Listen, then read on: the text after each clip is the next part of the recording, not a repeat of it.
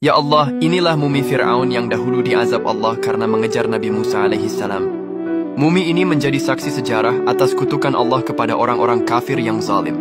Para ilmuwan yang meneliti jasad Fir'aun ini banyak menemukan bukti kebenaran Al-Quran. Profesor Maurice Bucaille berhasil menemukan fakta bahwa terdapat sisa-sisa garam yang masih melekat pada jasad mumi Fir'aun ini.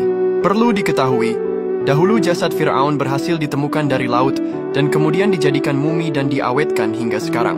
Ajaibnya, jauh sebelum para ilmuwan modern meneliti tentang jasad Fir'aun, Allah Subhanahu wa Ta'ala telah menjelaskannya dalam kitab suci Al-Quran surah Yunus ayat 92. Untuk menunjukkan Fir'aun yang mengaku sebagai Tuhan itu telah benar-benar mati, maka Allah Subhanahu wa Ta'ala selamatkan jasad Fir'aun agar kisah hidupnya dan azab yang menimpanya dapat menjadi pelajaran bagi orang-orang di masa yang akan datang.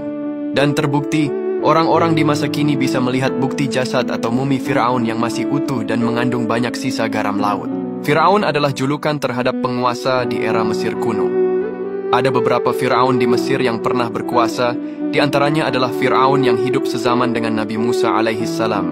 Fir'aun pernah mengejar Nabi Musa alaihissalam sampai ke Laut Merah, namun Nabi Musa bisa jalan dan membelah lautan. Ketika Fir'aun mengejar hingga di tengah laut yang terbelah, dia lalu ditenggelamkan oleh Allah. Sementara, Nabi Musa dan orang-orang yang ikut bersamanya sudah berhasil menyeberangi Laut Merah. Fir'aun adalah raja yang dikenal dengan sosoknya yang kejam. Kisahnya diceritakan dalam Al-Quran tatkala berhadapan dengan Nabi Musa yang diutus kepadanya. Fir'aun bahkan mengaku bahwa dirinya Tuhan, sehingga seluruh rakyatnya harus tunduk padanya. Ia memperlakukan rakyat dengan kejam tanpa belas kasihan. Ia memeras pajak yang tinggi dan menjadikan kaum Bani Israel sebagai budak-budak kerajaan.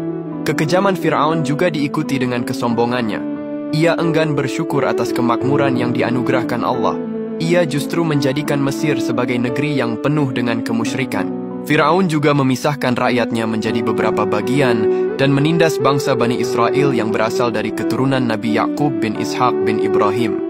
Tak hanya sampai di situ, Fir'aun menjadikan bangsa Bani Israel sebagai budak dan pekerja kasar di bidang-bidang rendahan.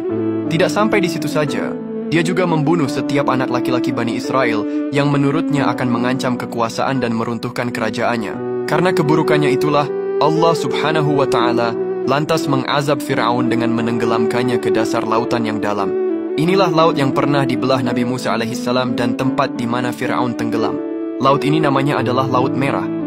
Menurut sejarah Islam, lokasi penyeberangan Nabi Musa itu berada di wilayah Nuwaiba, semenanjung Sinai, Mesir. Kedalaman maksimum perairan di kawasan ini adalah sekitar 800 meter ke arah Mesir dan 900 meter ke arah Arab.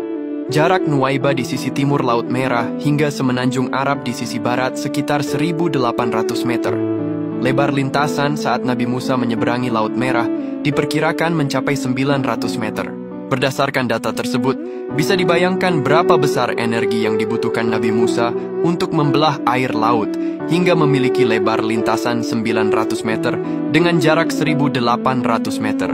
Apalagi waktu tersibaknya Laut Merah itu cukup lama, karena Bani Israel yang menyertai Nabi Musa menyeberangi Laut Merah mencapai 600.000 orang. Menurut perhitungan fisika, jika pembelahan Laut Merah tersebut berlangsung 4 jam saja, maka dibutuhkan tekanan sebesar 2,8 juta Newton per meter persegi. Jika dikaitkan dengan kecepatan angin, akan melebihi kecepatan angin pada saat terjadi badai angin kencang. Sungguh Maha Suci Allah yang telah memberikan mukjizat luar biasa kepada Nabi Musa. Allahumma sholli ala Sayyidina Muhammad.